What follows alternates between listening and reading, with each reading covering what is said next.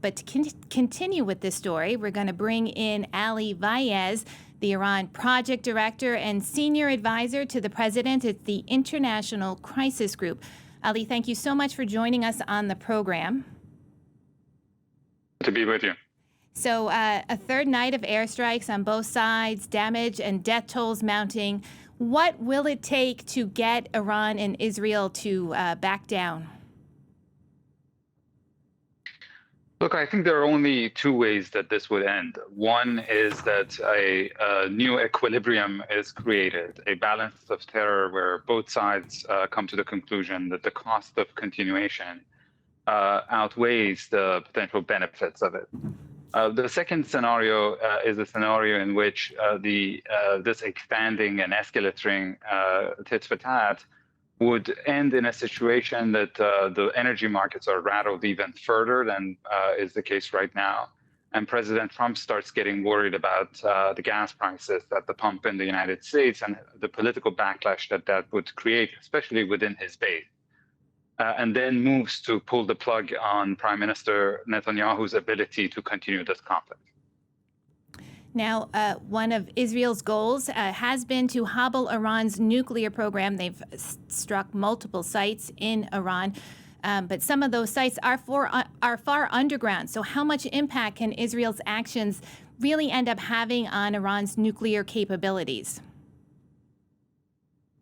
Look, experts have been known for years, and U.S. intelligence community has also been saying this for years, that Israel on its own is only able to damage and degrade Iran's nuclear program, is not able to destroy it.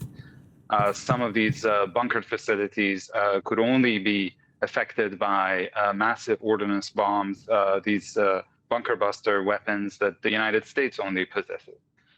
So there is no way that Israel would be able to completely destroy Iran's nuclear program. And in fact, it risks in the process to push Iran towards nuclear weaponization, because the key ingredient that Iran needs to achieve that objective are these highly enriched stockpile of fissile material that Iran is storing in these underground facilities that Israel cannot touch.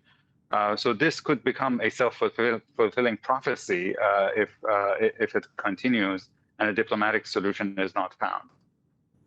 Another Israeli goal appears to be regime change, at least from what they've sort of been saying. Is that a likely outcome? So look, if the goal is nuclear capitulation, again, as I said, it's very unlikely that it would happen. If the goal is regime change, it's also very unlikely that it would happen. Now, what is possible is regime destabilization.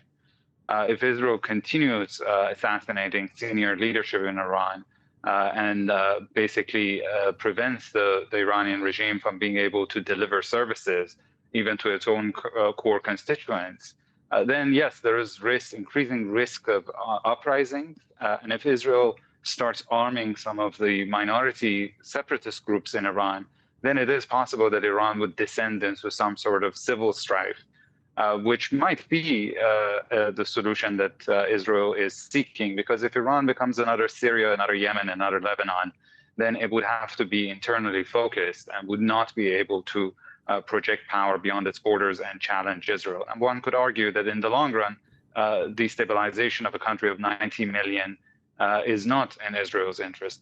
But some of Israel's leaders these days don't think in long term. Right. So we talked about some options there at the beginning. Now I want to say, if both sides dig in their heels, don't de-escalate, continue to expand their targets, what are the chances that we're looking that this spirals into a bigger regional conflict that does draw in other countries in the Persian Gulf?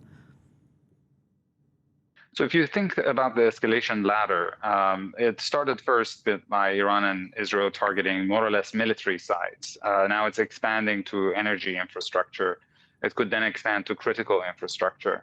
And then once Iranian energy exports are affected, Iran might externalize the cost of this conflict by targeting shipping lanes in the Persian Gulf, which could then eventually drag the United States into the conflict. And in that scenario, then Iran could start targeting U.S. bases in Gulf Arab states, in Iraq. And so this could become very ugly very quickly if it continues. And again, at the end of the day, it would have no winners. I just want to follow up with one final question, and that's about, as you mentioned there, Washington's role in all of this. I mean, Trump has campaigned as a deal maker.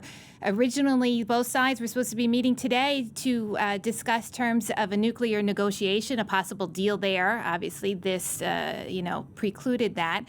As you mentioned, that there's a concern about U.S. military entanglements, bases in this.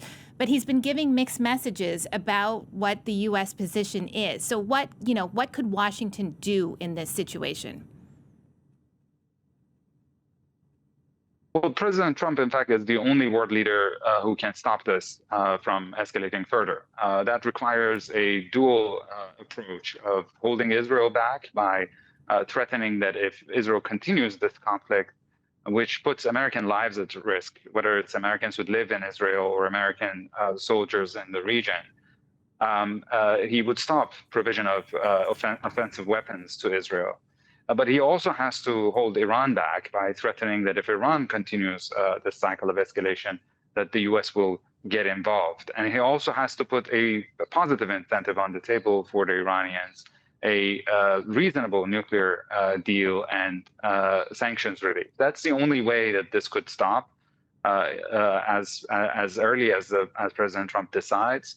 But again, its continuation could also include consequences that no one has thought about at this stage. I mentioned what Iran could do on its own, but take into account that some of Iran's allies in the region, like the Houthis in Yemen or the Shia militias in Iraq, are still standing, and they could join the battle too. Ali, thank you so much for your analysis, joining us on the program. That's Ali Vaez, the Iran Project Director, Senior Advisor to the President at the International Crisis Group.